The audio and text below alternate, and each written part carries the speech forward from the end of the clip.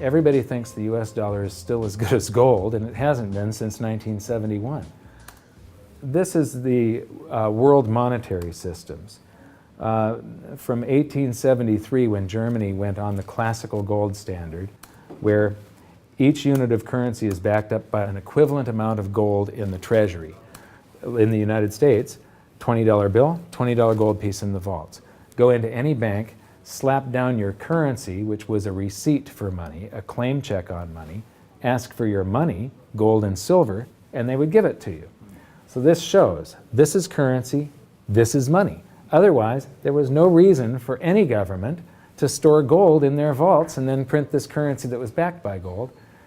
This is what gives confidence in that, and it gives governments the ability to start this scam in the first place, where they print these receipts for gold, and then they can print more of them than gold that exists.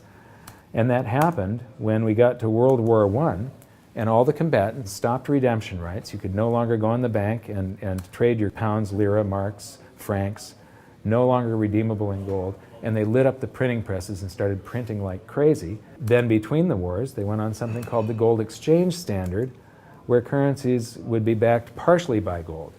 So in the United States, under the Federal Reserve Act of 1913, the Federal Reserve was allowed to put $50 worth of claim checks on gold, currency in circulation, backed up by only $20 worth of gold. So it was a 40% reserve ratio. For every $20 gold piece in the vault, they could put $50 in circulation. We're the dollars of the nation on parade.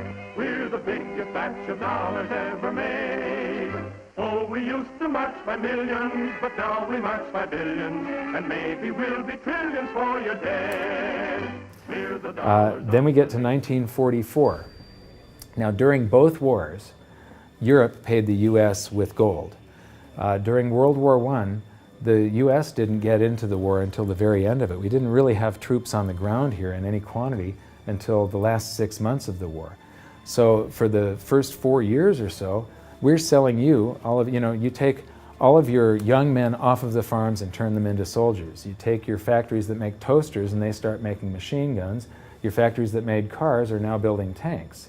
And so you turn your economy toward war, and all of your consumer goods and your grains had to be imported from the United States, and you paid us with gold. Then in World War II, Hitler starts saber rattling in 1936, annexes Austria in 38, invades Poland in 39. Pearl Harbor wasn't until the end of 1941. We didn't have troops on the ground until, I believe, August of 42. So again, there's like 6 years where you're paying us with your gold and we're selling you stuff. This is where Americans have this myth that war is good for the economy. War is good for the economy if you're not in it and you're selling them the tools of the trade. Yes, America's national income gets bigger and bigger. In 1943, it was $142 billion. That was double the 1939 figure, triple the figure for 1933. But by the end of World War II, the U.S. had 2/3 of all the world's monetary gold, the central bank gold, and the rest of the world had to share the other third, and Europe had none. So the world monetary system was no longer going to work. It would collapse. But we had made all these loans of dollars to Europe, so Europe was flooded with dollars. And so representatives from around the world met at Bretton Woods, New Hampshire in 1944. They came up with a new world monetary system called the Bretton Woods system, where every currency on the planet, with the exception of just a few, they would be backed by the US dollar, and the US dollar would then be backed by gold at $35 per ounce. This gave confidence to all currencies. So this gave the world stability, and it pegged all the world's currencies to each other through the dollar to gold. So there was no such thing as the Forex. Currencies didn't float. The exchange rates were fixed year after year, and this helped to make world trade boom.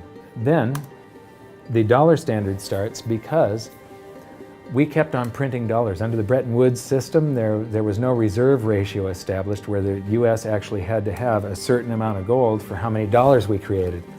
So we had done a bunch of deficit spending for Korea, for Vietnam, for Johnson's Great Society, and expanded the currency supply, the amount of paper dollars in circulation, and exported them all over the world. And then in the 60s, Charles de Gaulle, president of France, realizes that we don't have the gold to back up the dollars. Le fait que beaucoup d'États acceptent par principe des dollars au même titre que de l'or entraîne les Américains à s'endetter et à s'endetter gratuitement vis-à-vis de l'étranger, car ce qu'ils lui doivent, ils le lui payent avec des dollars qu'il ne tient qu'à eux d'émettre. Nous estimons nécessaire que les échanges internationaux soient établis comme c'était le cas avant les grands malheurs du monde, sur une base monétaire indiscutable et qui ne porte la marque d'aucun pays en particulier. Quelle base? En vérité, on ne voit pas qu'il puisse y avoir réellement de critères, d'étalons autres que l'or. And he starts asking, France asks for their gold and trades in the dollars. And at that point, other countries saw this and start jumping on board. And the US lost 50% of its gold from 1959 to 1971, but we still had in 71 about 12 times more dollars that we had created than there was gold. And this run on the bank, basically, the US now being the bank, this is a giant worldwide bank run, because the US for the second time had committed a fraud and created more receipts for gold than there was gold. It's that simple. And then finally the markets sort of sensed this, and Nixon was forced to take us off the gold standard, because if he had paid out gold until it got to zero, once we couldn't pay on some of those dollars, the entire worldwide monetary system would have collapsed. I have directed Secretary Connally to suspend temporarily the convertibility of the dollar into gold or other reserve assets, except in amounts and conditions determined to be in the interest of monetary stability and in the best interest of the United States. In full cooperation with the International Monetary Fund and those who trade with us, we will press for the necessary reforms to set up an urgently needed new international monetary system.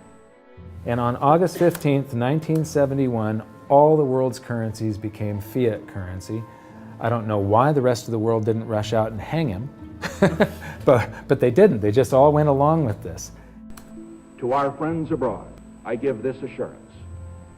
The United States has always been and will continue to be a forward-looking and trustworthy trading partner. There have been thousands upon thousands upon thousands of fiat currencies throughout history, and there isn't one that survived. It is a 100% failure rate. And we started this experiment where all the world's currencies would be fiat currencies simultaneously in 1971. But what we have here, 30 to 40 years, different monetary system, 30 years, 28 years, 39 years plus, what's next? The world is going to have a new monetary system in this decade that we're in.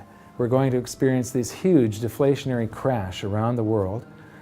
The world will probably end up on some sort of new monetary system, probably after governments try and print their way out of this and cause hyperinflations of all the currencies, and people will just lose confidence in currency.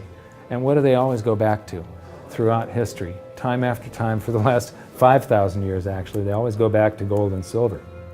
In a world of floating currencies, and that's what all national currencies are today, they bob up and down relative to each other, but they're all sinking relative to gold. That includes the dollar as well as the euro and the British pound and all the others. They're going to continue to lose value, continue to lose purchasing power. Personally, I don't think there's any way of avoiding what is coming. There's no way to fix it right now. There's only a way to either let it wipe you out or to benefit from it.